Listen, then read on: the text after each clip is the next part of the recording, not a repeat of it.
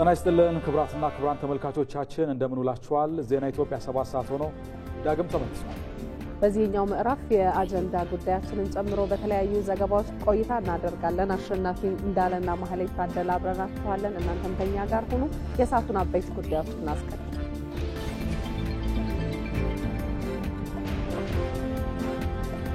በንጋት ሐይቅ ለትውልድ የሚሸጋገር ፍኖተ ካርታ በማዘጋጀት ሁለንተናዊ ተጠቃሚነትን ማረጋገጥ እንደሚገባ ተጠቆመ።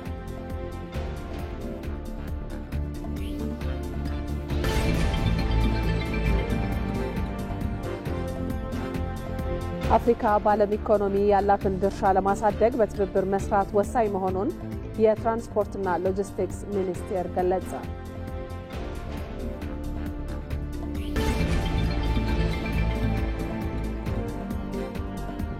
አዲስ አበባን ለማስዋብ እየተከናወኑ የሚገኙት የልማት ስራዎች ከተማዋን ዘመናዊና ተወዳዳሪ ለማድረግ ከፍተኛ ድርሻ እንዳላቸው ተገለጸ።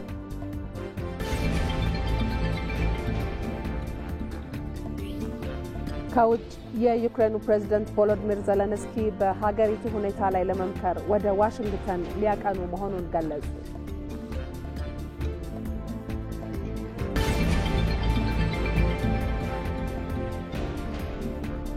ከስፖርት የአፍሪካ ሀገራት የዓለም ዋንጫ ማጣሪያ ጨዋታ ትናንት ቀጥለው ሲደረጉ ኬፕ ቨርዴ ኢስዋቲኒ በማሸነፍ በታሪኳ ለመጀመሪያ ጊዜ ለዓለም ዋንጫ አለፈች የሚለው ነው። ከዜና ኢትዮጵያ ጋር ስትቆዩ ተመልካቾቻችን ከዚህ ከዋናው ስቱዲዮ ከያዝናቸው ጉዳዮች በተጨማሪ ሪፖርተሮቻችን በቀጥታ መስመር እየገቡ ተጨማሪ መረጃዎችን የሚሰጡባቸውን ጉዳዮች ይዘዋል። እንግዳም ጋብዘን ቆይታ እናደርጋለን። አባዲ ወይናይ በቀጥታ መስመራችን ላይ ካሉ ሪፖርተሮቻችን መካከል አንዱ ነው። በታላቁ የኢትዮጵያ ህዳሴ ግድብ ላይ የተፈጠረው የንጋት ሐይቅ ላይ ረቂቅ ማስተር ፕላን ለማዘጋጀት ውይይት እየተደረገ ይገኛል። ውይይቱ በቢሾፍቱ ከተማ ነው እየተካሄደ የሚገኘው። እየተከታተለው ነው አባዲ። ቆየት ብሎ ሙሉ መረጃውን ያደርሰናል። እንዲሁም ደግሞ አፍሪካ በዓለም ኢኮኖሚ ያላትን ድርሻ ለማሳደግ በትብብር መስራት እንደሚገባ የአፍሪካ የማሪታይም ጉባኤ በአዲስ አበባ መካሄድ ሲጀምር ተገልጿል። ይህንኑ ጉባኤውን መክፈቻውን ደግሞ የተከታተለው ሞላ አለማየሁ ነው። ሙሉ መረጃውን ቆየት ብሎ ያደርሰናል። ሁለተኛው የአፍሪካ የክህሎት ሳምንት በአዲስ አበባ የአፍሪካ ህብረት ዋና መስሪያ ቤት በስራና ክህሎት ሚኒስትር ሙፈሪያት ካሚል ከፋችነት ተጀምሯል። ተከታትለዋለች ብሩክታይት አስራት ባልደረባችን ቆየት ብላ ሙሉ መረጃውን ትሰጠናለች። ከነሱ በተጨማሪ ደግሞ ቆይታችሁን ከዜና ኢትዮጵያ ጋር ስታደርጉ የተለያዩ ጉዳዮችን በዝርዝር እንመለከታለን። የገጠር ኮሪደር ልማትን እናነሳለን። ከዚህ ጋር በተያያዘ ደግሞ ባልደረባችን ብሩክ ተስፋዬ ወደ በኋላ ተጨማሪ መረጃ የሚያደርሰን ነው የሚሆነው። ከዛ በተጨማሪም ደግሞ በአዲስ አበባ እየተገነቡ የሚገኙ ህንፃዎች የከተማዋን ገጽታ በማስዋብና ኢኮኖሚያዊ እንቅስቃሴዋ በማሳደግ በኩል ምን አይነት አበርክቶ አላቸው የሚለውና ተመሳሳይ ጉዳይን እናነሳለን። ለዚህ ደግሞ እንግዳ እንጋብዛለን። እንግዳችን የከተማ ዲዛይንና ፕላኒንግ ተባባሪ ፕሮፌሰር ዳንኤል ሊሪቦ ናቸው። እሳቸውንም ወደ በኋላ የምናገኛቸው ነው የሚሆነው። አብሮነታችሁ ከዜና ኢትዮጵያ ጋር እንዲሆን በአክብሮት እንጋብዛለን።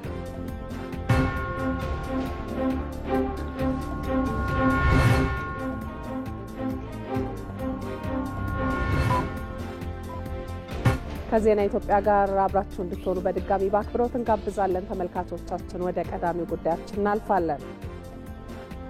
የሚኒስትሮች ምክር ቤት በዛሬው ዕለት ባካሄደው 49ኛ መደበኛ ስብሰባው በተለያዩ ጉዳዮች ላይ ተወያይቶ ውሳኔ አሳለፈ። በቅድሚያ ምክር ቤቱ የተወያየው የኢትዮጵያ ኒውክሌር ኃይል ኮሚሽን ማቋቋሚያ ደንብ ላይ ነው። ኮሚሽኑ ሀገራችን የኒውክሌር ቴክኖሎጂን ለሰላማዊ መንገድ ከዓለም አቀፍ ማዕቀፎች ጋር በተጣጣመ መልኩ በኤሌክትሪክ ኃይል ተደራሽነት፣ በኢንዱስትሪ ልማት፣ በምግብ ዋስትና፣ በጤና አገልግሎት፣ በሳይንስና ምርምር ዘርፎች ላይ ለመጠቀም የምታደርገውን ጥረት የመምራትና የማስተባበር ኃላፊነት እንዲኖረው ተደርጎ ደንቡ ተዘጋጅቶ ቀርቧል። ምክር ቤቱም በጉዳዩ ላይ በሰፊው ከተወያየበት በኋላ ደንቡ በነጋሪት ጋዜጣ ታትሞ ከወጣበት ዕለት ጀምሮ ተግባራዊ እንዲደረግ በሙሉ ድምጽ ወስኗል። በመቀጠል ምክር ቤቱ የተወያየው የኢትዮጵያ ውሃ ቴክኖሎጂ ኢንስቲትዩት ለሚሰጣቸው አገልግሎቶች የሚከፈል የአገልግሎት ክፍያን ለመወሰን በወጣ ደንብ ላይ ነው።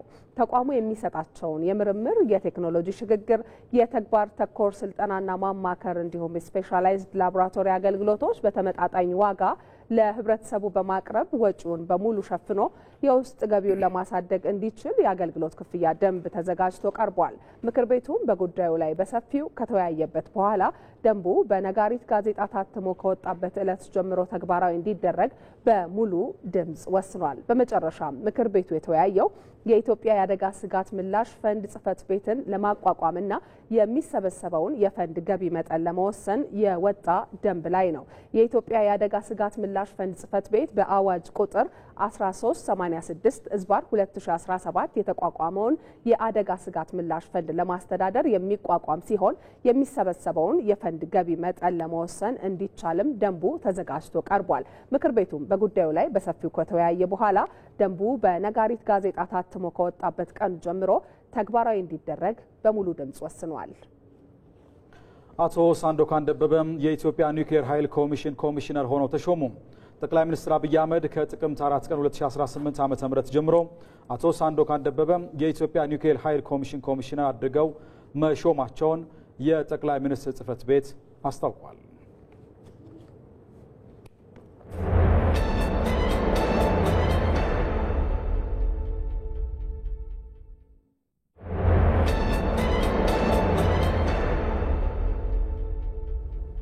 ተመልካቾች ዜና ኢትዮጵያ በአጀንዳነት ወደሚመለከተው ጉዳይ እንሻገራለን። በአዲስ አበባ የአዳዲስና ነባር የቱሪዝም መዳረሻዎች ልማት የከተማዋን የቱሪዝም እንቅስቃሴ አነቃቅተውታል። ነባር የቱሪስት መዳረሻዎችን የማደስ ስራም የከተማዋን ገጽታ በብዙ መቀየራቸውን በርካቶች ይስማሙበታል። የተሰሩት እነዚህ ከተማን የማዘመን ስራዎች የቱሪስት ቁጥርን ከማሳደግ ባለፈ የቆይታ ጊዜያቸውን እንዲያራዝሙ ያደረገ መሆኑንም የዘርፉ ባለሙያዎች ያነሳሉ። ብሩክታይት ተገኝ በዚህ ጉዳይ ላይ ያሰናዳቸዋል።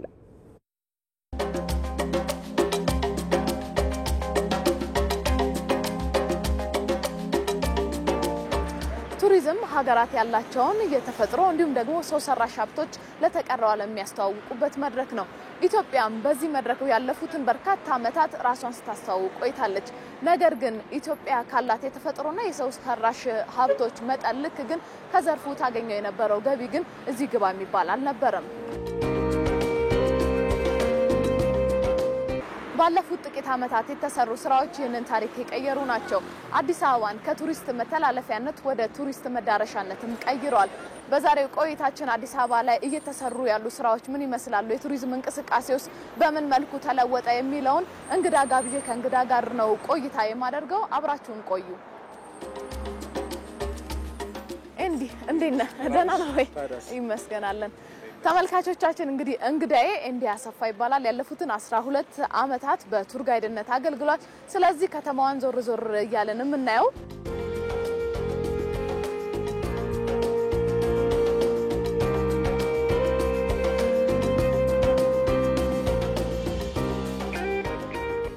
አሁን ላይ በተለይ እየተሰሩ ያሉ አዲስ አበባ ላይ ቱሪዝም መዳረሻዎች እየሰፉ መምጣታቸው የቱሪዝም እንቅስቃሴውን በምን መልኩ አስፋፉት ወይም ደግሞ እንቅስቃሴውን ጨመሩለት ብለህ ታስባለህ?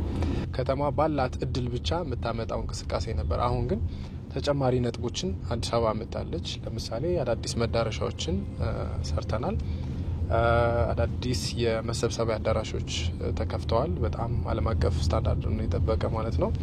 እንግዲህ ወደድንም ጠላንም በዓለም አቀፉ ደረጃ ትልቅ የሆነ የከተሞች ፉክክር አለ። ይሄ ቱሪስትም ከመሳብ ብቻም ሳይሆን ከሀገር ኢሜጅም ከኢንፍሉዌንስም ከዲፕሎማቲክ ኢንፍሉዌንስም ጋር ይያያዛልና አሁን ከተማዋ ዓለም አቀፍ ታዋቂ ከተሞች በጣም ሞደርን የምንላቸው ከተሞች ጋር የመወዳደር አቅም እየፈጠረች ነው ማለት ነው።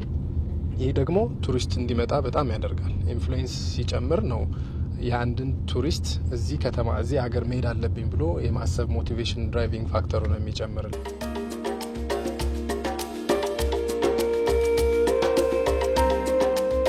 በተለይ የኢትዮጵያ የቱሪስት እንቅስቃሴ ታሪካዊ ቅርሶችን ከመጎብኘትና ታሪካዊ ስፍራዎችን ከመጎብኘት ጋር በጣም የተቆራኘ ነበር። አሁን ግን ያ ታሪክ ተቀይሯል ብዬ አስባለሁ አይደለ? እስቲ አንተን መልከታ። በተለይ አሁን ባህሎችም ይጎበኛሉ፣ ፌስቲቫሎችም ይጎበኛሉ። ብዙ ኢንዲፔንደንት ቱሪስቶች እየመጡ ነው። ያ ማለት ቱር ጋይድም ቱር ኦፕሬተርም ሳይፈልጉ ራሳቸው ፍላይታቸውን ቡክ አድርገው ቀጥታ ወደ ሆቴል መጥተው ራሳቸው ከተማውን ኤክስፕሎር ያደርጋሉ። ድሮ ላይ አዲስ አበባን የምትጎበኘው አንድ ቀን ነው ማክሲመም አንድ ቀን ነው ኦር ደግሞ በተለምዶ ግማሽ ቀን ነው እንጦጦ ናሽናል ሙዚየም ምናምን ነበር። አሁን ቱሪስቶቹ ራሳቸው አክሰሲቢሊቲ ስላለ አሚኒቲም ስላለ ቱሪስቱ በራሱ እንዲንቀሳቀስ እድል ሰጠ ነው ማለት ነው። በነገራችን ላይ ኮሪደር የምንለው ይሄ መንገዱ ለምቹም ቆንጆም መሆን ብቻም ሳይሆን ለቱሪስቶችም የሴፍቲ ስፒሪት ይፈጥራል።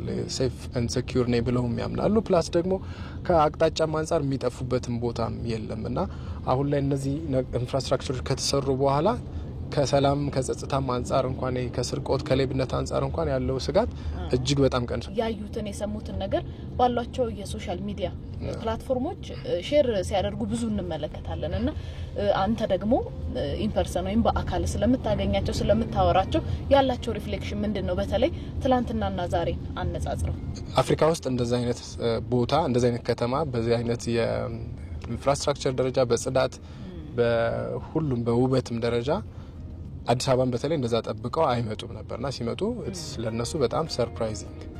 ስለዚህ ያንን ሪፍሌክት በሚያደርጉበት ጊዜ ሶሻል ሚዲያ ላይ ደግሞ ተከታዮቻቸው ይህንን ከተማ ምን ያክል አድቫንስድ እንደሆነ አገር ለመጎብኘት ኮምፔር የሚያደርግበት አንዱ መስፈርት ዘመናዊነት ነው። ወደንም ጠላንም ማለት ነው። ያለሽ ኢንፍራስትራክቸር ያለሽ የአትራክሽን መጠን ብዛት ጥራት ይታያል። በጣም የሚገራርም ሪፍሌክሽኖች አሁን እያየን ነው ማለት ነው። በኤሌክትሪክ ካር ከተማችንንም ዞር ዞር እያለንም ነው እያየን ስናወራ የነበረውና ይሄንንም እድል ስለሰጣኸኝ አመሰግናለሁ። ከኔ ጋርም ቆይታ ስላደረክ አመሰግናለሁ በድጋሚ። እኔም አመሰግናለሁ ሩክቲ። ተመልካቾቻችን በከተማችን አዲስ አበባ እየለሙ ያሉ የቱሪስት መዳረሻዎች በምን መልኩ የቱሪዝም እንቅስቃሴውን እየደገፉት ነው የሚለውን ቆይታ አደረግን። ከተማችንንም ዞር ዞር እያለን አየን። ቆይታችሁን ከኛ ጋር ስላደረጋችሁ እጅግ አድርገን እናመሰግናለን። መልካም ጊዜ።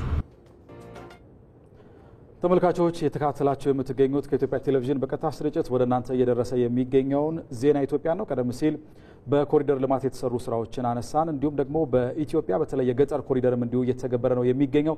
እሱን ደግሞ ልናነሳ ነው። በዚህ ጉዳይ ላይ ደግሞ ተጨማሪ መረጃዎችን ሊያደርሰን ሪፖርተራችን ብሩክ ተስፋዬ በቀጥታ መስመራችን ላይ ነው የሚገኘው። ብሩክ እንደምን ውለሃል? የገጠሩን ማህበረሰብ ያኗኗር ዘይቤን ማሻሻልን ታላሚ ያደረገው የገጠር የኮሪደር ልማት መከወን በምን መልኩ ነው የአርሶ አደሩን ህይወት በመቀየር ግብርና ሊያሸጋግር የሚችለው? እዚህ ላይ ያሉ መረጃዎች ልታደርሰን ትችላለህ? አመሰግናለሁ። የገጠር ኮሪደር ልማት እንግዲህ እያንዳንዱን አርሶ አደር የአኗኗር ዘይቤን ማሻሻል ነው እንግዲህ በዋናነት ግብ አድርጎ የተነሳው። የዚህ የገጠር ኮሪደር ልማት እንግዲህ የመሬትና የመንገድ አጠቃቀምን የተሻለ አድርጎ ለመጠቀምም የሚያስችል ነው። በከተሞች እንዳየነው በከተሞች ያሉ የኮሪደር ልማት ስራዎች ከተለያዩ መሰረተ ልማቶች ጋር ተቀናጅተው የሁሉንም ህብረተሰብ አካል ጉዳተኛውንም ህፃናቱንም አዋቂዎችንም ተጠቃሚ ተመልካች ሳይሆን ተጠቃሚ ማድረግ የሚያስችሉ እንዲሁም ደግሞ አደጋዎችን አስቀድሞ ለመከላከል የሚያስችል መጪ ጊዜዎችን ታሳቢ ባደረገ ሁኔታ ነው እንግዲህ ሲከወን ያየነው። የገጠሩ ማህበረሰብ ደግሞ ኢትዮጵያ ከ70% በላይ የሚሆነው ማህበረሰብ እንግዲህ በገጠር የሀገሪቱ አካባቢዎች ነው የሚኖረው። ስለዚህ ይህንን ሰፊውን የህዝብ ቁጥር ታሳቢ ያደረጉ የልማት ስራዎች መሰራት አለባቸው። ከዚህ ቀደም እንግዲህ የኢትዮጵያ ገጠሮችን ስንመለከታቸው በመሰረተ ልማት ዝርጋታቸው እምብዛም የተፋጠነ የመሰረተ ልማት አቅርቦት ያላቸው አይደሉም። ለቴክኖሎጂም በዚህ የተነሳ ቅርብ እንዳይሆኑ አስችሏቸዋል። ስለዚህ አሁን ያለው የገጠር የኮሪደር ልማት በዋናነት እንግዲህ ከመሰረተ ልማት አንፃር የተቀናጀ መሰረተ ልማት አቅርቦትን እንዲያገኙ የሚያስችላቸው ነው። የገጠር ቀበሌዎች የኤሌክትሪክ፣ የባዮጋዝ፣ የፀሐይ ኃይልን ማግኘት የሚችሉበትን እድል ይፈጥራል። የግብርና ልማቶችንም ተቀናጅተውና ተሰላስለው የሚሄዱበትን አግባብ ይፈጥራል። ይህ ደግሞ ዲጂታላይዜሽን እና የፋይናንስ ተካታችነትን የሚያካትት ነው የሚሆነው። አርሶ አደሩ የገጠሩ ማህበረሰብ ቴክኖሎጂን ከርቀት የከተማው ማህበረሰብ ሲጠቀመው የሚመለከት ሳይሆን ራሱም ጭምር የሚጠቀምበት የሚገለገልበት እንዲሆን ማስቻል ነው። ከዚህ ባለፈ የተለያዩ ማህበራዊ ቀውሶች ያጋጥሙታል። ብዙ ጊዜ በተለይም ጤና ነክ የሆኑ ችግሮች የሚያጋጥሙት ከአኗኗር ዘይቤው ጋር በተያያዘ ነው። ከእንስሳቶች ጋር በአንድ ቦታ ላይ የማደር የመዋል የሚመገብባቸውም እዛው ማብሰያዎቹ ልማቶቹም ጭምር የተቆራኙ ናቸውና ከዚህ አውጥቶ አርሶ አደሩ ንጹህ የሆኑ መጸዳጃ ቤቶችን ማግኘት የሚችልበት እንስሳቶቹን በተሻለ መጠን አርብቶ ተጠቃሚ የሚሆንባቸው የእንስሳት ማቆያዎች እንዲኖሩት ማስቻል እንዳልነውም ደግሞ የኃይል አማራጮችን ማግኘት የሚችልበትን እድል መፍጠር ነው። የኃይል አማራጮችን ማግኘት በገጠሪቱ የሀገሪቱ ክፍሎች ደግሞ ቴክኖሎጂን ይበልጥ ተደራሽ ለማድረግ የሚያስችል ነው። ጠቅላይ ሚኒስትር አብይ አህመድም እንግዲህ የመደመር መንግስት በሚለው መጽሐፋቸው ላይ የገጠር የሀገሪቱ ክፍል የቴክኖሎጂ ተጠቃሚና ተደራሽ እንዲሆን የገጠር ልማቶችን ትኩረት ሰጥቶ ይበልጥ መስራት እንደሚገባ እንግዲህ በመጽሐፋቸው ላይ አንስተውታል። የተሻለ ማህበራዊ አገልግሎትን የገጠሩ ማህበረሰብ ያገኝ ዘንድ ይበልጥ መስራት የገጠር ልማቱ ላይ ይበልጥ መስራት የተሻለ ማህበራዊ አገልግሎቶችን እንዲያገኝ ያስችሏል የሚል ሐሳብንም እንዲሁ አስቀምጠዋል። አኗኗሩንም ዘመናዊና ከጊዜው ጋር የተራመደ እንዲሆን ያስችለዋል ብለዋል። ይህም ደግሞ የተረጋጋና የጸና የገጠር ሽግግር ግንባታን በመፍጠር ረገድ ትልቅ አበርክቶ እንዳለው ነው እንግዲህ የጠቀሱት። ከዚህም ባለፈ ሬዚሊያንት የሆነ ወይም ደግሞ የማይበገር ግብርናን መሰረት በማስያዝ ረገድ ትልቅ አበርክቶ ነው ያለው። ምክንያቱም የገጠር ልማቶቹ ከሌማት ትሩፋት ጋር የተሳሰሩ ናቸው። የገጠር ልማቱ ቴክኖሎጂን ከመጠቀም ጋር ንጽህናን ከመጠበቅ ጋርና እንዲሁም መጪ ጊዜ ጋር ታሳቢ ያደረጉ ከነዛ ጋር የሚላመድ ተራማጅ የሆነ ማህበረሰብን በመፍጠር ረገድ ትልቅ አበርክቶ ነው ያለው። ከዚህ ባለፈ የገበያ ትስስርን በመፍጠር ረገድም እንዲሁ ትልቅ አስተዋጽኦን የሚያበረክት ነው። አርሶ አደሩ ከፍተኛ የሆነ አምራች የኢትዮጵያ የኢኮኖሚ ማገር እንደሆነ ይታወቃል። ግን የገበያ ትስስር ተፈጥሮለት ኢኮኖሚውም የተሻለ እንዲሆን የተሻለ ማምረት እንዲያስችል ያስችሏል። ከዚህ ባለፈ ኮኔክቲቪቲን ወይም ደግሞ ግንኙነትን ይበልጥ የተሻለ በማድረግ ረገድ አበርክቷል። ይህም ሲባል ከቀበሌ ከወረዳ ከዞን እንዲሁም ደግሞ ከገጠር ወደ ከተማ ያለውን ግንኙነት ወይም ኮኔክቲቪቲ የተሻለ በማድረግ ረገድ ትልቅ አበርክቶ ነው የሚኖረው። ኢኮኖሚያዊ እድገትና ልማትንም ደግሞ እነዚህ ሁኔታዎች መከወናቸው ይበልጥ የተሳለጠ ያደርገዋል።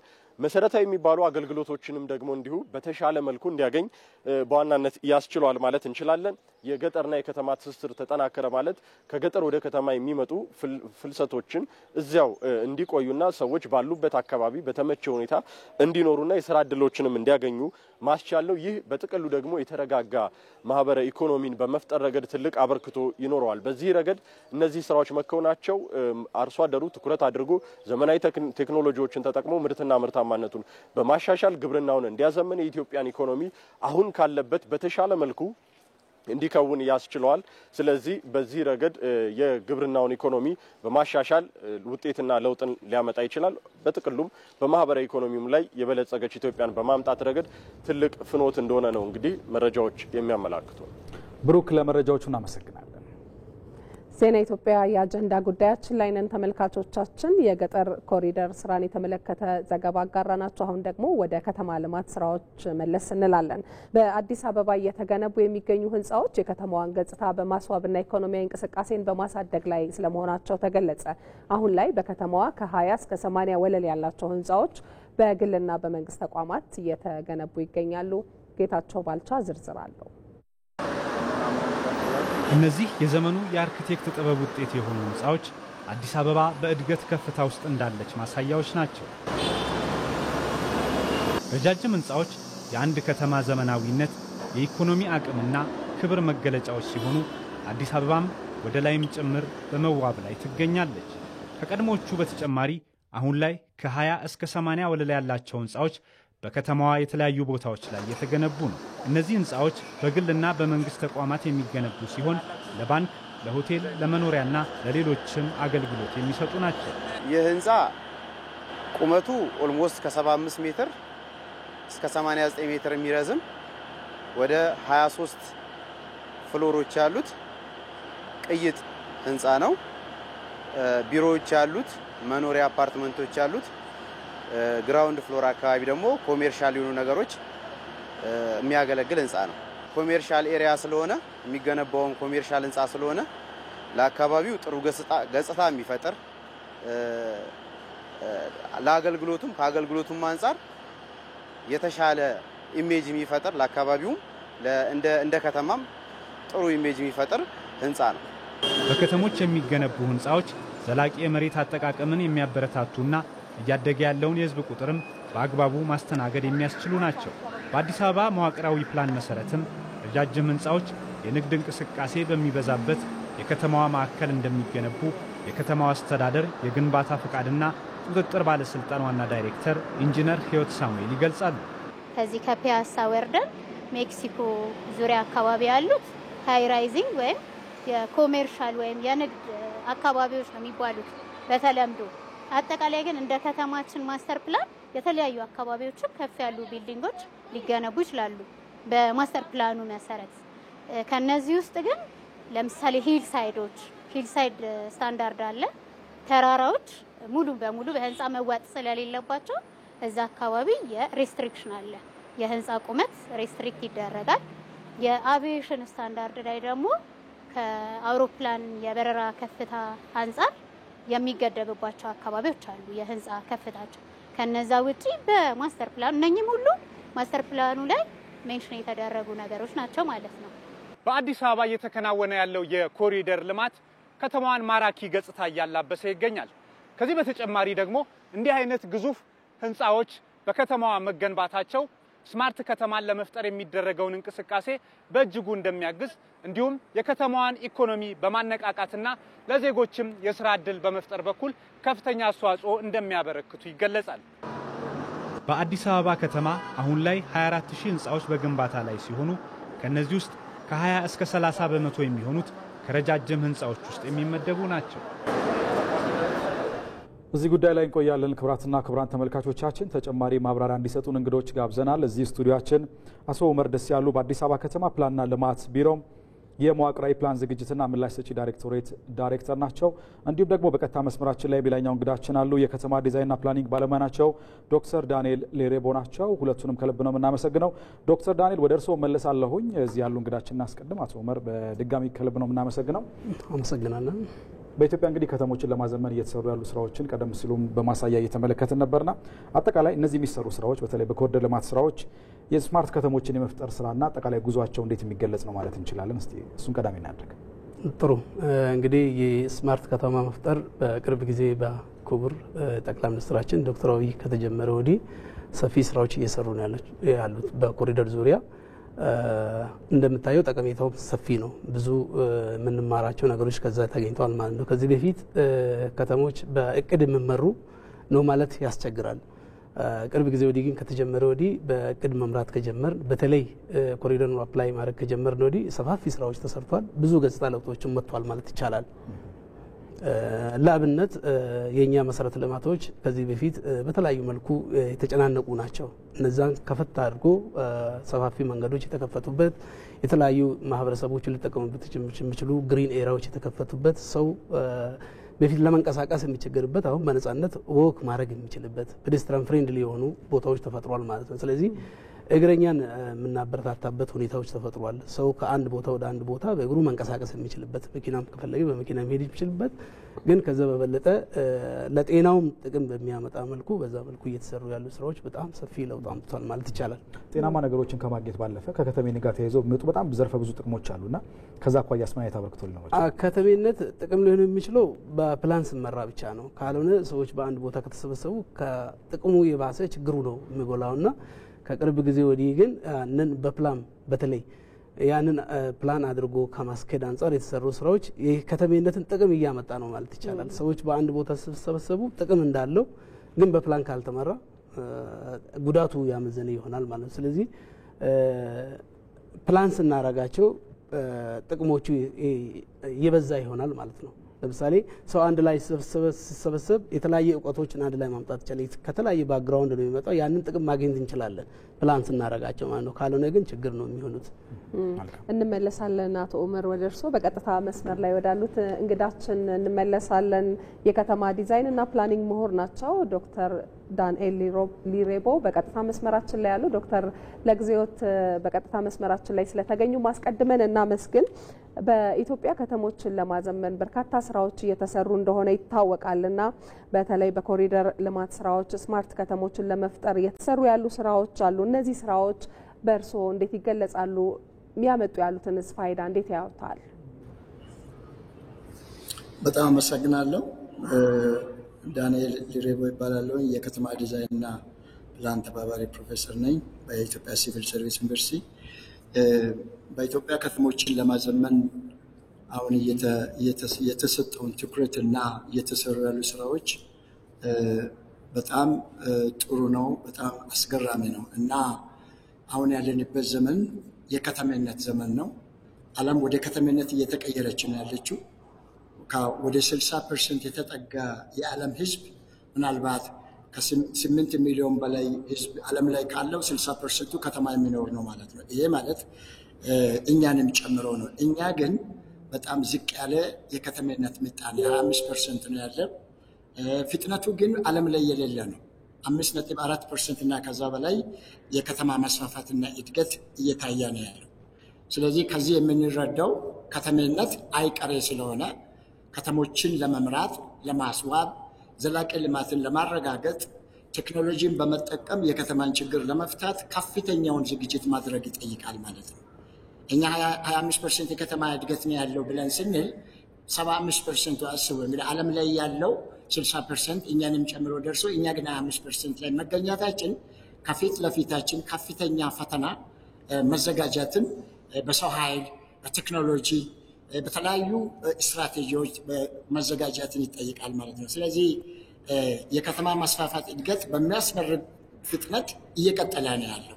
ስለዚህ ይሄንን ለመምራት ከተሞቻችንን በፕላን መምራት፣ በጥሩ ከተማ ሊደርሺፕ ዘላቂ ልማት እንዲመጣ ማድረግ፣ ቴክኖሎጂን ስማርት በማድረግ ቴክኖሎጂን በመጠቀም ከተሞቻችን እንዲዘምኑ በማድረግ ዘመናዊ የሆነ መሰረተ ልማት፣ የቤት ልማት፣ ቅይጥ አገልግሎት ሁሉም ባለድርሻ አካላት በመተባበር ከተሞቻችን አሁን ያለውን የከተሜነት ጫና በሚሸከም መልኩ በኮሪደር ልማት የበሰበሱትን አካባቢዎች ዳግም በማልማት አዲስ የሚመሰረቱትን ደግሞ በተደራጀ ፕላን ዘመናዊ በሆነ ፕላን በመምራት የከተሜነትን ጫና በከተማ ልማት በከተማ እድገት የሚመጣውን የመሰረተ ልማት እጥረት፣ የቤት እጥረት፣ የአጠቃላይ የልጆች መጫወቻ ስፍራ፣ የመናፈሻ ስፍራ፣ የትምህርት፣ የጤና ሁሉንም መሰረተ ልማቶች ዘመናዊ በሆነ መልኩ በማሳደግ በዓለም ደረጃዋን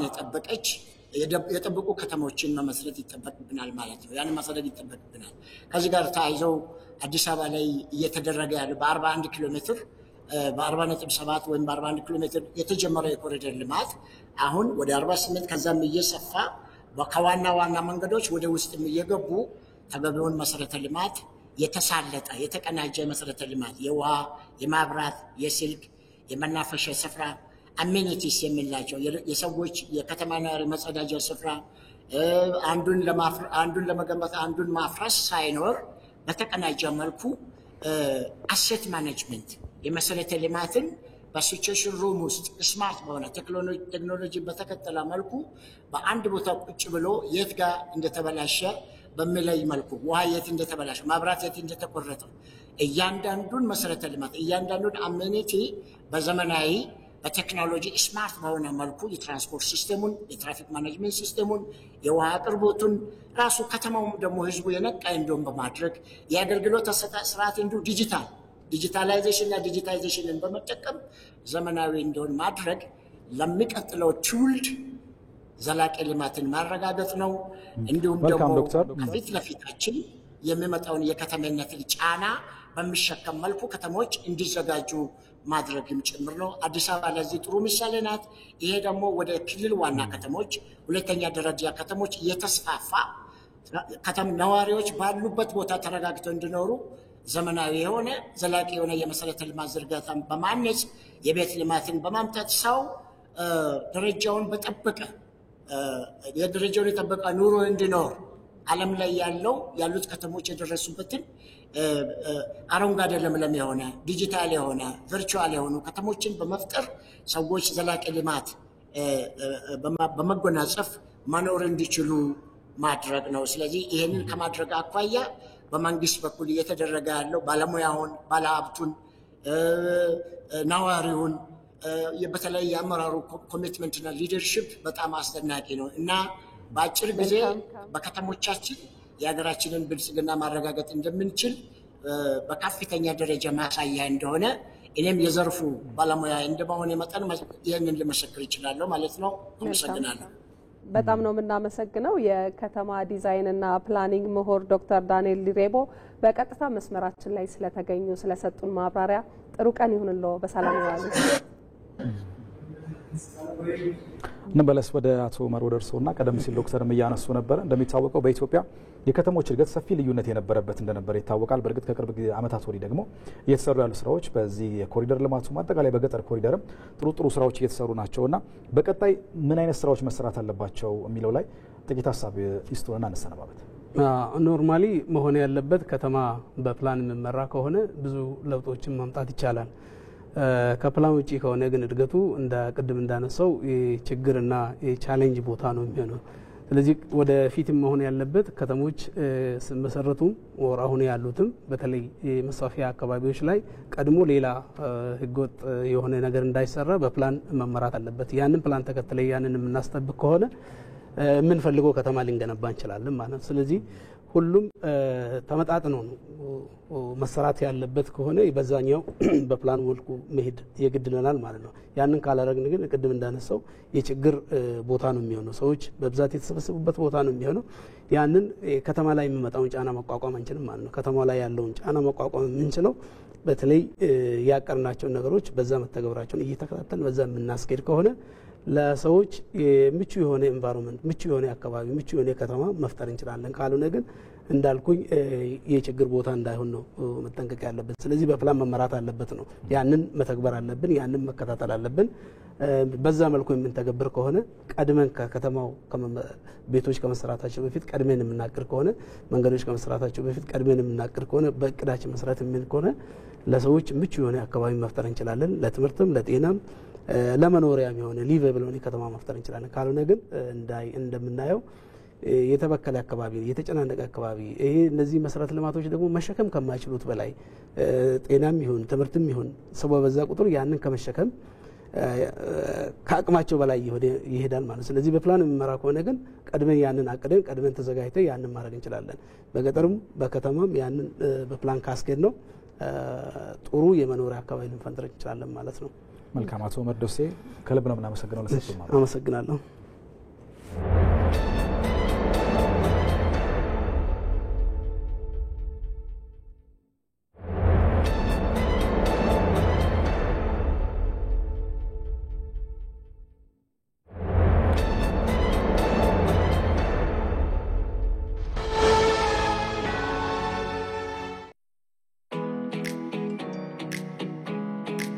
የቴክኖሎጂ ችሮታዎች ባደጉ ቁጥር ሰውን ለመጉዳት የሚጠቀሟቸውም ይበዛሉ።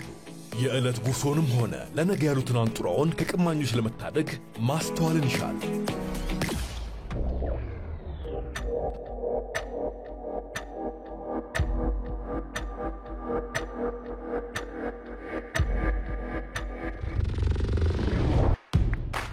ማንኛውንም መተግበሪያ ከአፕ ስቶርና ከፕሌይ ስቶር ብቻ በማውረድ የተቀበሉት ብር አካውንት ውስጥ መግባቱን በማረጋገጥ አጠራጣሪ ማስፈንጠሪያዎችን ወይንም ሊንኮችን ባለመንካት ያልተረጋገጠ የማህበራዊ ሚዲያ ንግድ ላይ ባለመሳተፍና የሐሰት ማስታወቂያዎችን ባለማመን ራስዎን ከመጭበርበር ይታደጉ። የኢትዮጵያ ንግድ ባንክ ሁሌም የሚተማመኑበት ባንክ። ዜና ኢትዮጵያ ላይ ናችሁ ተመልካቾቻችን። ካፍታ ቆይታ በኋላ ደግሞ ከዕለት ዕለት ፎቶ የማንሳት ልምድ አድጎ አሁን ኢትዮጵያ ያላትን ልዩ ገጽታና ሀብት ማስተዋወቅ ድረስ የደረሰ የፎቶግራፍ አንሺዎች ቡድንን ልምድ የተመለከተ ዘገባ ይኖረናል። ጠብቁ።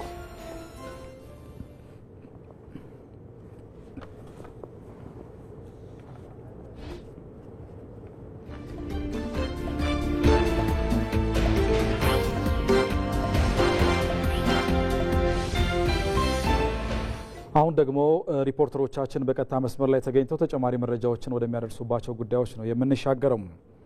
በንጋት ሐይቅ ለትውልድ የሚሸጋገር ፍኖተ ካርታ በማዘጋጀት ሁለንተናዊ ተጠቃሚነትን ማረጋገጥ እንደሚገባ የውሃና ኢነርጂ ሚኒስትር ዶክተር ኢንጂነር ሀብታሙ ኢተፋ ተናገሩ።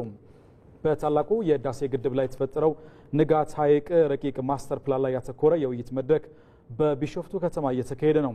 የውሃና ኢነርጂ ሚኒስትሩ በመድረኩ እንደገለጹት ታላቁ የህዳሴ ግድብ የሁሉም ኢትዮጵያውያን አንድነትና ትብብር ጎልቶ የታየበት ነው።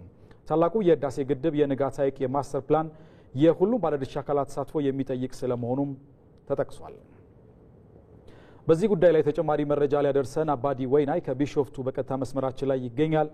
አባዲ በድጋሚ እንደምን ቆየ? ታላቁ የህዳሴ ግድብ የንጋት ሐይቅ የማስተር ፕላን ለሀገሪቱ ምን ፋይዳዎች ይኖሩታል ተባለ? ምን ሀሳቦች ተነሱ? ጠቅላላ አድርገ መረጃዎችን አድርሰን። አመሰግናለሁ። እንግዲህ አንተም ቀደም ብለን እንደጠቀሰው የታላቅ የኢትዮጵያ ህዳሴ ግድብ የንጋት ሐይቅ ላይ የማስተር ፕላን ላይ ውይይት እየተካሄደ ይገኛል፣ በዚህ በቢሾፍቱ ከተማ ማለት ነው። በዚህ የውይይት መድረክም የተለያዩ መስሪያ ቤቶችን የሚመሩ ከፍተኛ የመንግስት የስራ ኃላፊዎች እንዲሁም ደግሞ የውሃና ኢነርጂ ሚኒስቴር ከፍተኛ የመንግስት የስራ ኃላፊዎችም በዚሁ የውይይት መድረክ ተገኝተው ነበር። በዚሁ የውይይት መድረክ እንደተገለጸው ከሆነ ታላቁ የኢትዮጵያ ህዳሴ ግድብ መጠናቀቅ ለኢትዮጵያውያን ከኃይል ባሻገር በርካታ ጠቀሜታዎች እንዳለው ነው የተገለጸው። በተለይም ደግሞ 46 በመቶ የሚሆኑት የኢትዮጵያ ህዝብ አጠቃላይ ያለ መብራት ወይም ደግሞ በጨለማ ውስጥ የሚኖር ነው። ታዲያ ይህ ታላቁ የኢትዮጵያ ህዳሴ ግድብ መጠናቀቅ መመረቅም የኃይል አቅርቦትን ለማሳደግ ከፍተኛ አስተዋጽኦ እንደሚኖር የተጠቀሰው በተለይም የውሃና ኢነርጂ ሚኒስትሩ ዶክተር ኢንጂነር ሀብታሙ ኢተፋ እንደገለጹ ከሆነ ታላቁ የኢትዮጵያ ህዳሴ ግድብ አጠቃላይ የዘመኑ ታሪክ ነው። በተለይም ደግሞ በኢትዮጵያውያን መካከል ያለውን አንድነት፣ በኢትዮጵያውያን መካከል ያለውን የይቻል ስሜትን ያጎናጸፈን ሲሉ ሀሳባቸውን አንስተው ነበር። ከዛ ባሻገርም የንጋት ሐይቅ በተለይም ደግሞ ከምስራቅ አፍሪካ እንዲሁም በአፍሪካ ደረጃ በሰው ሰራሽ ደረጃ አራተኛ ግዙፉ ትልቁ ሐይቅ መሆኑን አንስተዋል። ታዲያ ይህ ሐይቅ ደግሞ በውስጡ በርካታ መሰረተ ልማቶች የተሟሉለት ከመሆኑ ጋር ተያይዞ ለኢትዮጵያ ከፍተኛ ኢኮኖሚያዊ ጠቀሜታ እንደሚኖረው አንስተዋል። በተለይም ደግሞ የአሳ ሀብትን ለማሳደግ ከዛ ባሻገርም የመስኖ ልማትን ይበልጥ ለማጠናከርና የቱሪዝም ዘርፉን ለማነቃቃት ከፍተኛ አስተዋጽኦ እንዳለው አንስተዋል። ይህ ሐይቅ በተለይም ወደ 240 ኪሎ ሜትር ርዝመት ያለውና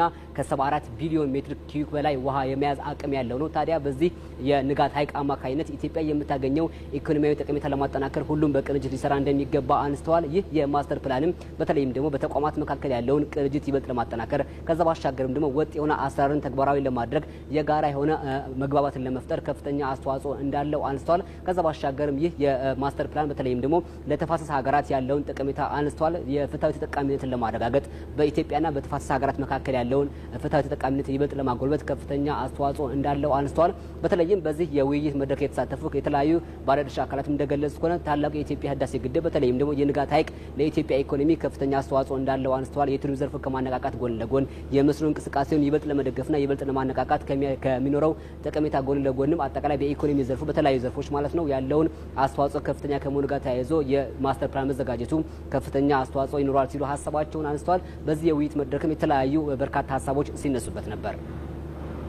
መረጃዎቹን እናመሰግናለን። መልካም ቀን ይሁንልህ።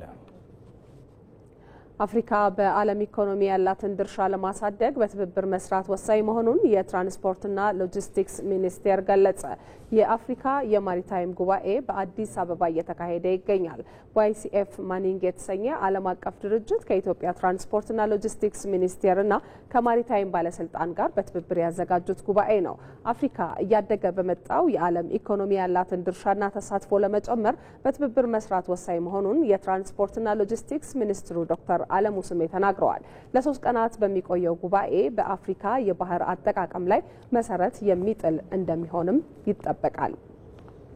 ይህንን ጉዳይ በተመለከተ ተጨማሪ መረጃ የሚሰጠን ሪፖርተራችን ሞላ አለማየሁ ነው። በቀጥታ መስመራችን ላይ ይገኛል።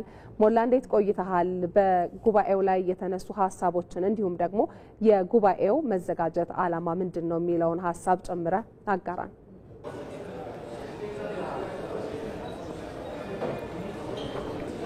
መልካም ማለት ዛሬን ጨምሮ ለ3 ቀናት የሚካሄድ ጉባኤ ነው። የአፍሪካ የማሪታይም ጉባኤ። ይህ ለመጀመሪያ ጊዜ የተሰናዳው የአፍሪካ የማሪታይም ጉባኤ ዋይሲኤፍ ማኒንግ የተሰኘ ዓለም አቀፍ ድርጅት ከኢትዮጵያ የባህርና ትራንስፖርት እንዲሁም ሎጂስቲክስ ጋር እንዲሁም የማሪታይም ባለስልጣን ጋር በትብብር ያዘጋጁት ነው።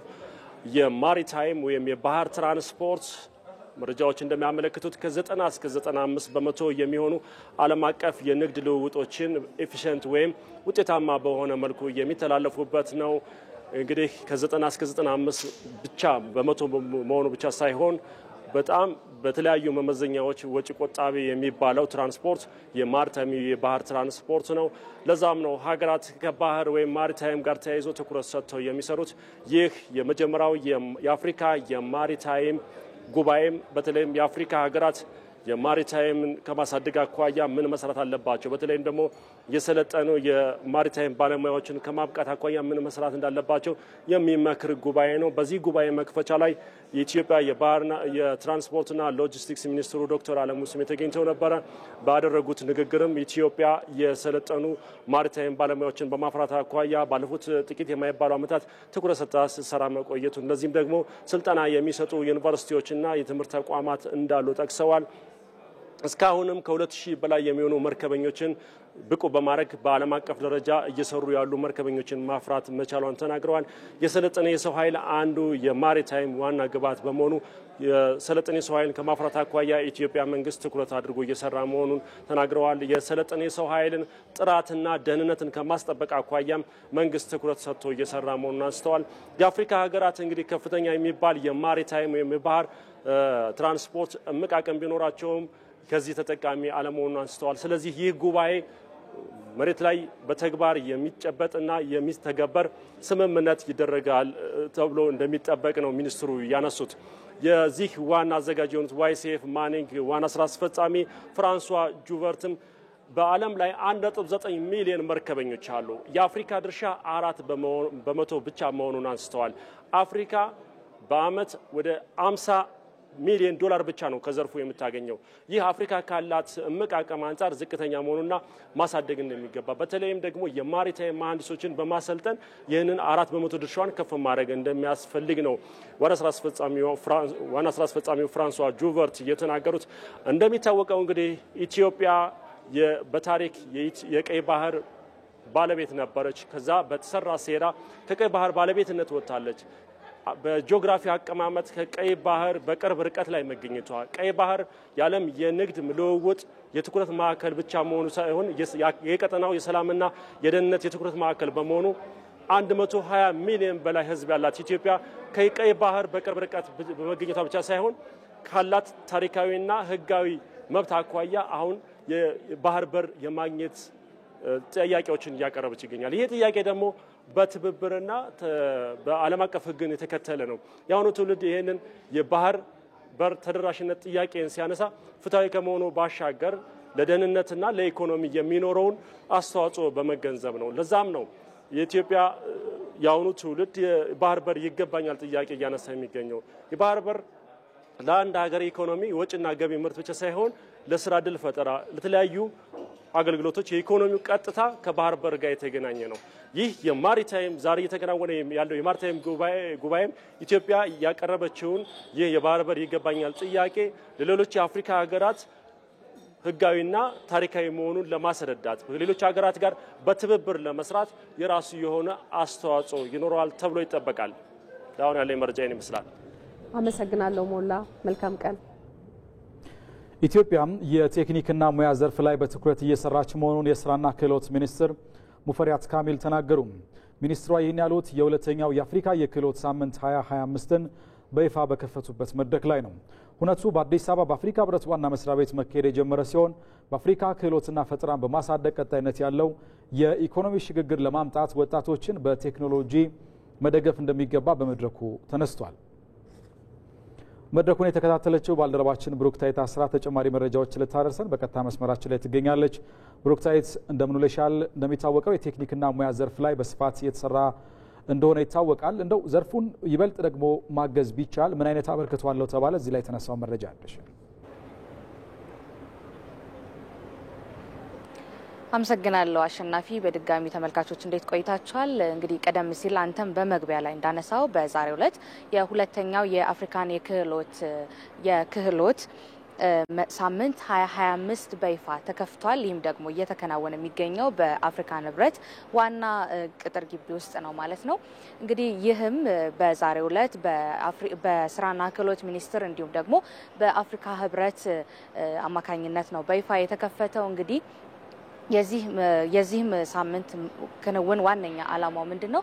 በተለይም ደግሞ በቴክኒክና ሙያ ዘርፍ ላይ ያሉ የተሰማሩ ተማሪዎችን እንዲሁም ደግሞ ወደ ስራው ዘርፍ የገቡትን ስልጠና ወስደው ወደ ስራ ዘርፍም የገቡትንም ማበረታታት እንዲሁም ደግሞ ስራቸውን በይፋ የሚታይበት መድረክ ነው ማለት ነው።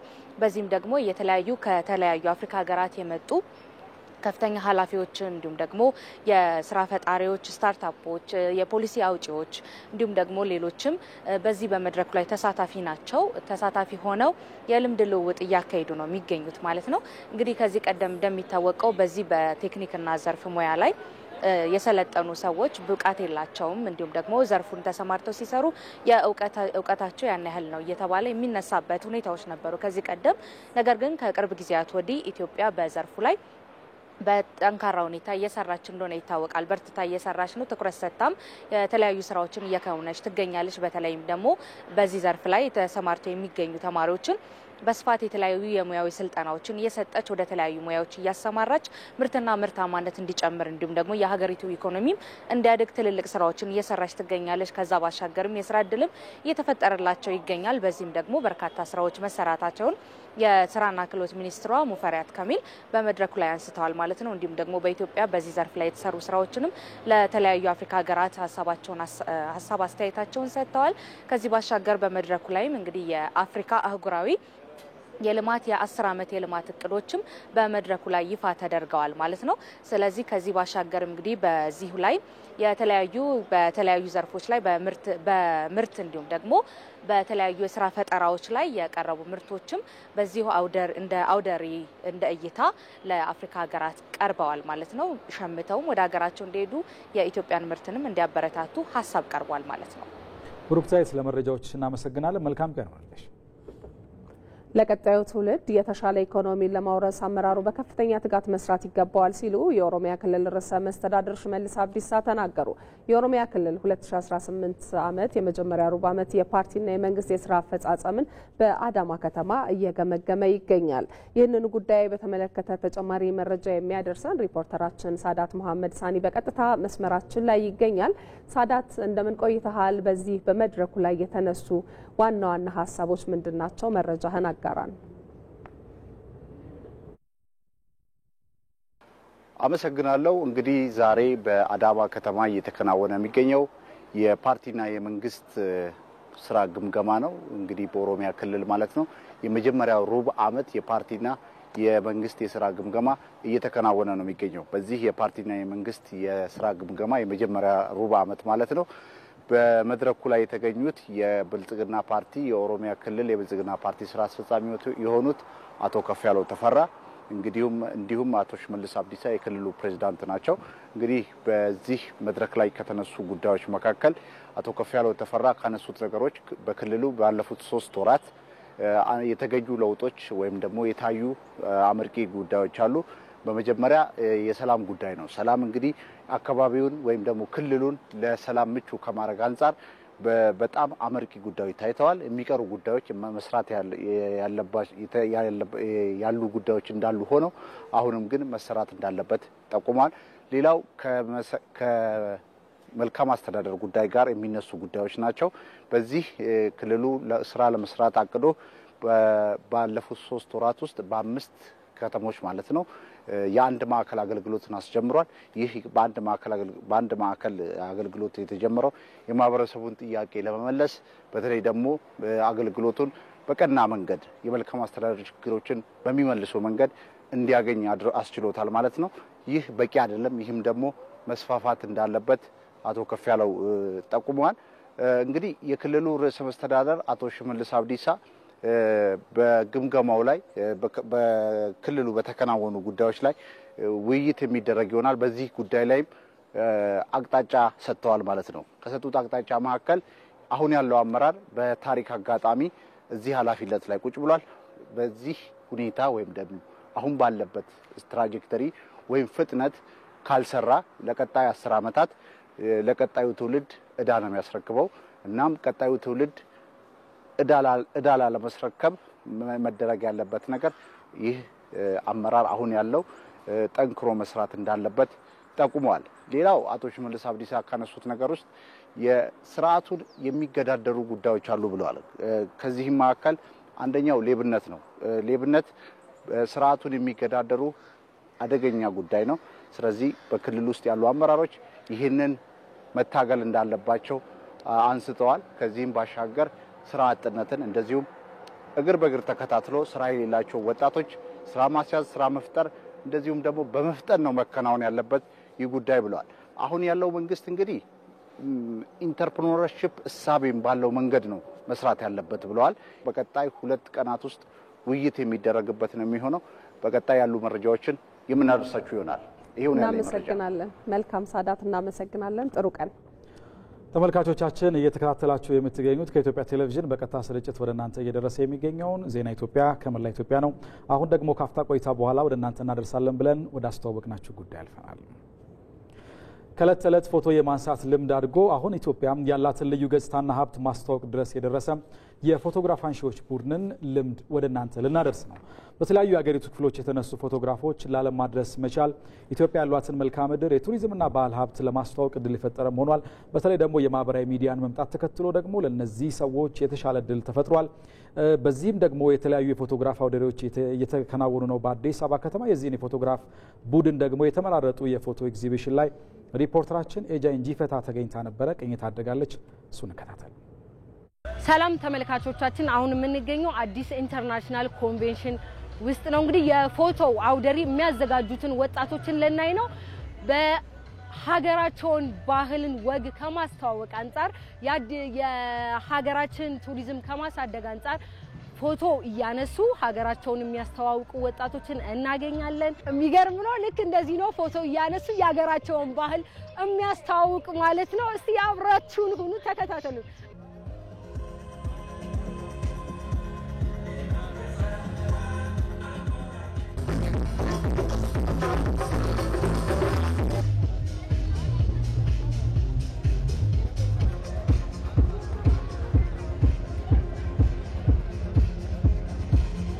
የተለያዩ ቦታዎች ስንሄድ ፎቶዎች እናነሳለን። በዛ ኢትዮጵያ እንደምታዩት ደግሞ በጣም ቆንጆ ሀገር ናት። የተለያዩ ባህሎች፣ የተለያዩ ሰዎች አሉና እነዚህ የተለያየ በምንሄዳቸው ጉዞዎች ላይ እንትን እያደረግን እናሳያለን ማለት ነው እና እነዚህን ደግሞ በተጨማሪ ወደ ፕሪንት እያደረግን ደግሞ ኤግዚቢሽኖች ሰው መጥቶ እንዲያያቸው አንዳንዴ ስልክ ላይ ብቻ ከሚሆንም ለምን በአካል መጥቶ ሰው አያቸውም ከሚል አንጻር ኢትዮጵያን የማስተዋወቅ እንትንም በተቻለ መጠን እየሞከርን ነው እያሳየን ነው ብለን ነው ምናምን።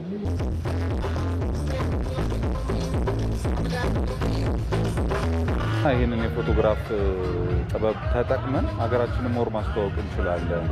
እነዛን ደግሞ በሶሻል ሚዲያዎቻችን ላይ እንዳለ ሆነው እንዳልኩሽ ቅድም በአካል ደግሞ በኤግዚቢሽን ሰዎች መጥተው እንዲያዩዋቸው አንድ ላይ ሰብሰብ የተደረጉ የተመረጡ አሁን እኛ ግሩፕ ላይ ወደ 300,000 ፎቶግራፎች አሉ።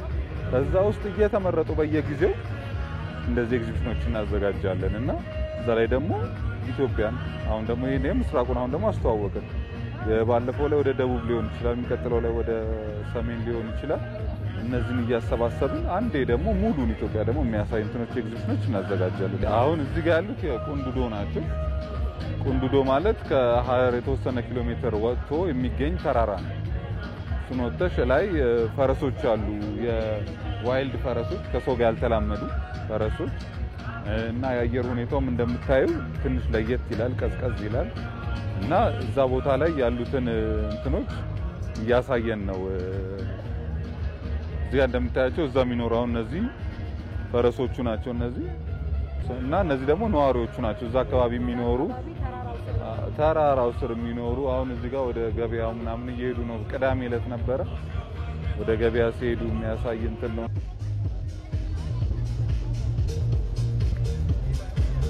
ፎቶ አጀማመር እንደቀልድ ነው።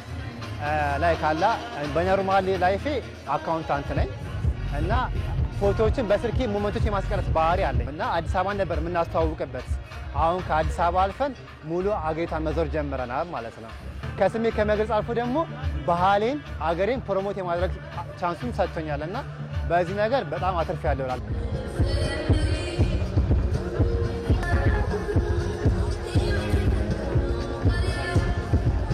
ዜና ኢትዮጵያ ይቀጥላል። ተመልካቾች ወደ ውጭ አጫጭር ዘገባዎቻችን እናልፋለን።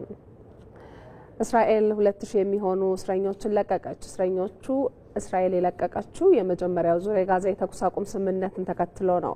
ከእስር ከተፈቱት 154ቱ ወደ ግብጽ ተጉዘዋል። እስራኤል ከለቀቀቻቸው እስረኞች 250ዎቹ የእድሜ ልክና የረጅም ጊዜ ፍርደኞች ናቸው። 1718ቱ ግን ከፈረንጆቹ ጥቅምት 7 የሐማስ ጥቃት በኋላ በቁጥጥር ስር የዋሉ ስለመሆናቸው የዘገበው ኤኤፍፒ ነው። የዩክሬኑ ፕሬዝዳንት ቮሎዲሚር ዜሌንስኪ በአገሪቱ ሁኔታ ላይ ለመምከር ወደ ዋሽንግተን ሊያቀኑ መሆኑ ተነገረ። የአየር ኃይል ማጠናከር አሜሪካ ለዩክሬን በምታስታጥቃት ረጅም ርቀት ተምዘግዛጊ ሚሳኤል ላይ ትኩረት ያደረገ ውይይት ይደረጋል ተብሎ ይጠበቃል። ጉዞው የፊታችን አርብ እንደሚከናወን የተገለጸ ሲሆን በዚህም ከአሜሪካው ፕሬዝዳንት ዶናልድ ትራምፕ ጋር ውይይት ይደረጋል ተብሎ እንደሚጠበቅ አልጀዚራ ዘግቧል። ከዚህ ጉዞ በፊትም ፕሬዝዳንት ዜሌንስኪ በኪየቭ ከአውሮፓ ህብረት የውጭ ጉዳይ ሚኒስትሮች ጋር መወያየታቸውን ገልጸዋል። በዚህም ሩሲያ ላይ ተጨማሪ ማዕቀቦች እንዲጣሉና እንዳይንቀሳቀሱ የተደረጉ የሩሲያ ሀብቶች ዩክሬንን መልሶ ለማቋቋም እንዲውሉ ተጽዕኖ የሚያሳድር ውይይት ስለማድረጋቸውም ተገልጿል። የውጭ ምንዛሬና የዓለም አቀፍ ግብይት መረጃን ደግሞ ከተከታዩ ጥንቅር ተከታትለን እንመለሳለን።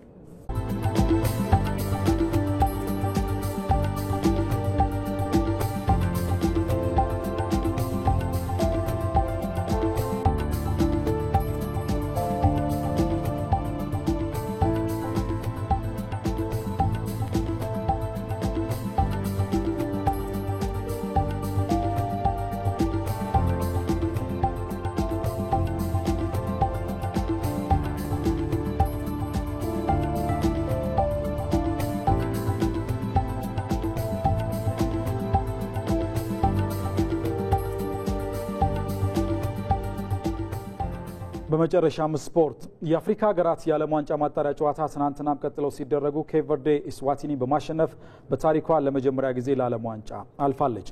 ምድብ 4ን በበላይነት ያጠናቀቀችው ኬፕ ቨርዴ የዓለም ዋንጫ ተሳትፎን ያረጋገጠች 6ኛዋ የአፍሪካ ሀገር ሆናለች። ሀና ታሪኩ ተጨማሪ አላት።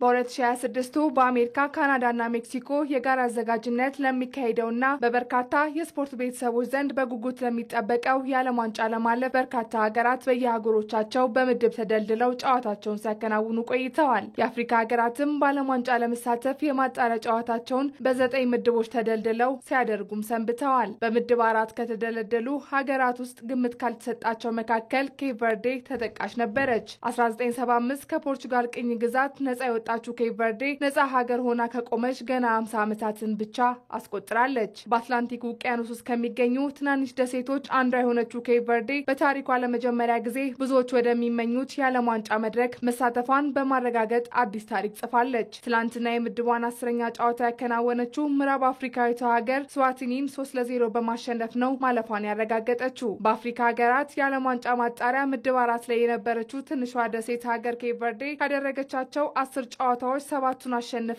በሁለቱ ደግሞ ነጥብ ተጋርታ በአንዱ ብቻ ተሸንፋ 23 ነጥቦችን ሰብስባ ሳትጠበቅ ክስተት ሆና ስመጥሯን ካሜሩንን አስከትላ ምድቡን በበላይነት በማጠናቀቅ የዓለም ዋንጫ ትኬት ቆርጣለች። 525,000 ሕዝብ ያላት ኬፕ ቨርዴ 325,000 የሕዝብ ቁጥር ብቻ ይዛ በዓለም ዋንጫ መሳተፍ ከቻለችው አይስላንድ በመቀጠል መሳተፏን ያረጋገጠች ትንሽ ሕዝብ ያላት ሁለተኛዋ ሀገር ሆናለች። የሚገርመው እዚህ ምድብ ላይ ትልቅ ልምድ ያላት ካሜሩንን ብትኖርም ኬፕ ቨርዴ ተከትላ ከማጠናቀቅ ውጪ አማራጭ አልነበራትም። የትላንትናውን ድል ተከትሎ የአገሪቱ ዜጎች በትልቋ ከተማቸው ፕራያ ጎዳናዎች ደስታቸውን ሲገልጹ አምሽተዋል። ከ15 ዓመታት ባልተሻገረ ጊዜ እግር ኳሷ ላይ በፈጠረችው አብዮት ከአህጉር አቀፍ አልፎ በዓለም ዋንጫ ተከስታለች። ለዚህ ትንሽ ሀገር እግር ኳስ ዋናው የስኬት ሚስጥር የኬፕ ቨርዴ የዘር ሀረግ ያላቸውና በአውሮፓ የሚኖሩ ልጆቿን ማሰባሰቧ እንደሆነ ይነገርላታል። ኬፕ ቨርዴ በአፍሪካ ዋንጫ ለመጀመሪያ ጊዜ የተሳተፈችው በ2013 የደቡብ አፍሪካ ዋንጫ ላይ ሲሆን 2 ጊዜ ደግሞ ለሩብ ፍጻሜ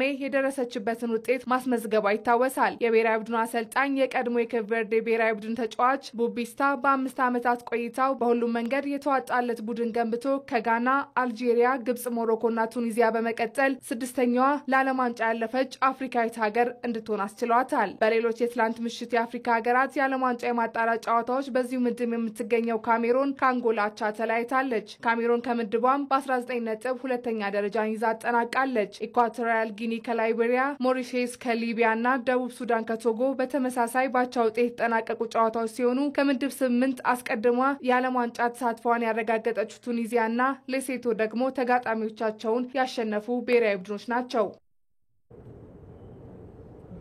ተመልካቾቻችን ከእኩለ ቀን 6 ሰዓት አንስቶ ሲቀርብላችሁ የነበረው ዜና ኢትዮጵያ በተከታተላችሁት መልኩ ተጠናቀቀ። አብራችሁን ስለነበራችሁ ከልብ እናመሰግናለን። ማለት ታደለና አሸናፊ እንዳለ ዜናውን ወደ እናንተ አድርሰናል። የዜና ኢትዮጵያ አዘጋጅ ፋሲካ አያሌው ናት። ዳይሬክተራችን ግዳይ ነበር። መላው ስቱዲዮና የስርጭት ባለሙያዎችን ከኛ ጋር ቆይታ አድርገዋል። ጥሩ ቀን ይሁንላችሁ።